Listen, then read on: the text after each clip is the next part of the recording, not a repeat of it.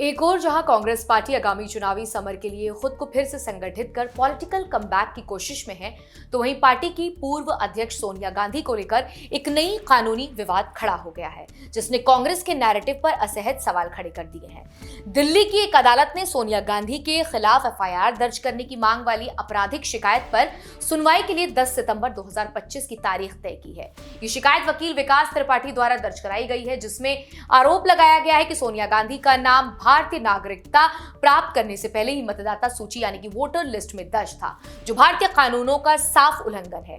वकील विकास त्रिपाठी का कहना है कि सोनिया गांधी का नाम 1980 में नई दिल्ली की मतदाता सूची में था, जबकि उन्हें भारतीय नागरिकता 30 अप्रैल 1983 को मिली थी। उनका आरोप है कि ये जन प्रतिनिधित्व कानून 1950 की धारा 16A का उल्लंघन है।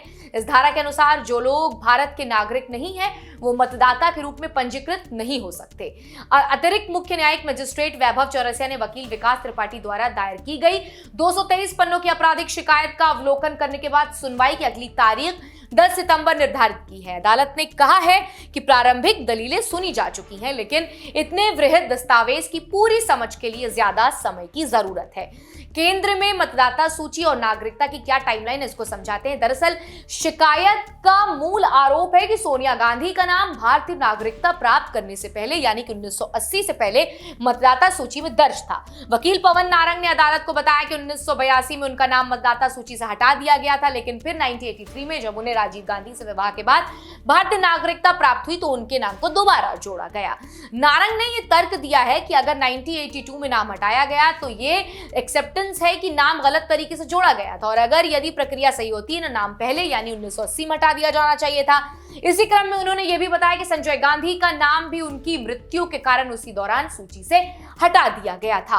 गंभीर आरोप और जालसाजी और पूरी सरकारी संस्था से धोखा का यह आरोप है। शिकायतकर्ता पक्ष का आरोप है कि यह मामला केवल तकनीकी चूक का नहीं बल्कि जालसाजी और सरकारी संस्था को धोखा देने के लिए है। वकील पवन नारंग ने अदालत से अनुरोध किया है कि वो पुलिस को एफआईआर दर्ज करने का आदेश दे ताकि मामले की स्वतंत्र एजेंसी से जांच कराई जा सके।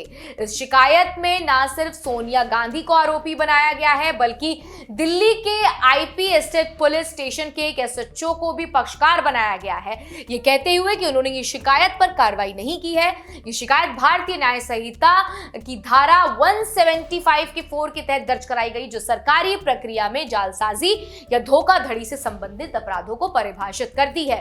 वकील विकास त्रिपाठी ने तर्क दिया है कि सोनिया गांधी ने कानून का उल्लंघन करते हुए मतदाता सूची में गलत तरीके से शामिल होकर मतदान का अधिकार प्राप्त किया, जबकि उस समय वो भारतीय नागरिक नहीं थी। राजनीतिक विश्लेषकों का मानना है कि ये मामला कांग्रेस के लिए सिर्फ एक कानूनी सिरदर्द नहीं बल्कि एक राजनीतिक नैरेटिव चैलेंज भी है।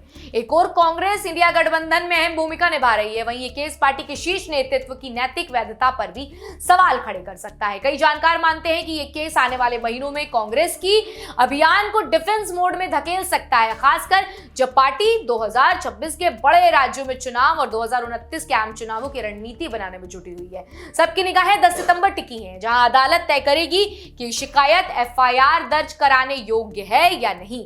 अगर अदालत ने एफआईआर दर्ज का आदेश दे दिया तो यह केस कांग्रेस और गांधी परिवार के लिए एक लंबी और राजनीतिक रूप में नुकसानदेह लड़ाई में बदल सकता है।